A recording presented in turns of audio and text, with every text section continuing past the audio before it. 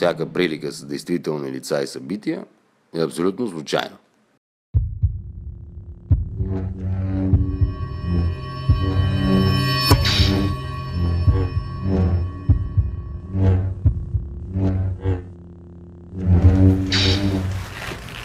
Не, това е.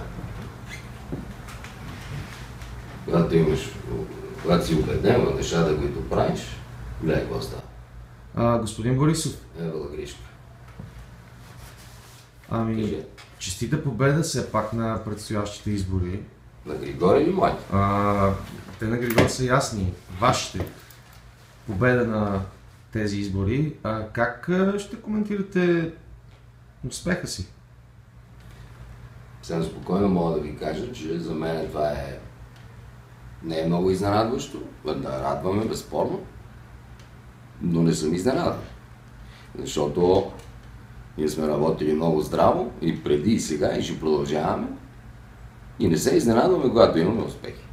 Както Григор не се изненадва, когато печели, защото знае, че е работил усилено. Верно ли е, че е имал доста купен вод? Така се коментира. За кого? Може би вие по някакъв начин сте участвали и други партии се цитират. Това са пълни глупости. Купуват си вота тия, които не може да го спечелят друго начин. Какъв трябва да бъде стандартът, между другото, така ще скоча на друга тема, на дебелината на асфалта? Понеже вие сте специалист в това. Това съвсем ще се отклоним от темата. По принцип е 24,6 см. След като вие сега отново ще вземете правителство, ще инвестирате ли отново в пътища, асфалт? Разбира се, ще инвестираме. Тунели? Моля? Тунели? Тунели, да. Тунели там, където може да се направи тунел, ще ги направим. Общо взето целта ни е да улесним всички българи да могат да се движат бързичко. Тези, които нямат с какво да се движат? Ще си купат. Като нямат, ще си купат. Господин Борисов, една кола на Стара е около 1300-400 лева. Смисъл, не са малко пари, съгласете се с мен. Добре, кой ви говори за кола на Стара? Значи тук искаме да насърчим всички компании големи да смъкнат тройно-четворно цените, за да могат българите да си купуват по-нови автомобили, пък дори на лизинг си вземат. Те се викат Дачия да е, ама да е отново. Младежката безработица как от тук нататък ще я насърчавате? Ще я насърчаваме всячески. Защото разбрах, че в момента местата за овчари са били вече заети по едно ваше...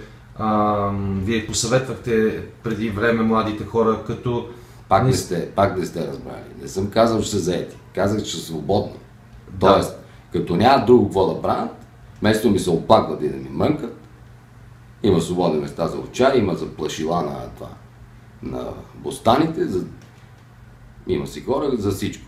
Тоест, наистина е така, тези бройки са запълнени вече, младите хора са ви послушали. Хубаво. Не се ли очертават много овчари на глава на населението от млади хора в България? Значи, колкото глави, толкова овчари. Всяка прилика с действителни лица и събития е абсолютно случайна. Кое е важно? Да има повече овчари или да има по-малко научни сътрудници от БАН, актьори, режисьори, както вие казвате? Нещата се случват естествено, за което има нужда, за всеки влак си има пътници. Нашия влак как го определяте вие? Експрес. Говори се, че може да има отново избори, че това правителство няма да се случи. Как така няма да се случи? Такива неща вече се говорят в първите часове след изборния ден. Чакайте малко. Нека всеки си говори каквото си иска. По делата ще ги познаете, не по приказки. Всеки си говори, плещи си там някакви неща си мърмори, обаче само до там.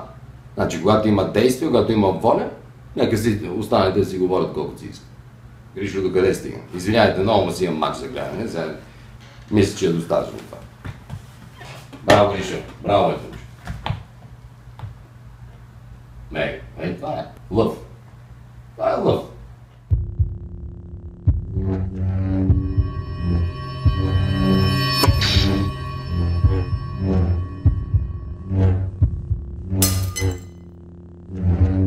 Купуването и продаването на гласове е представление.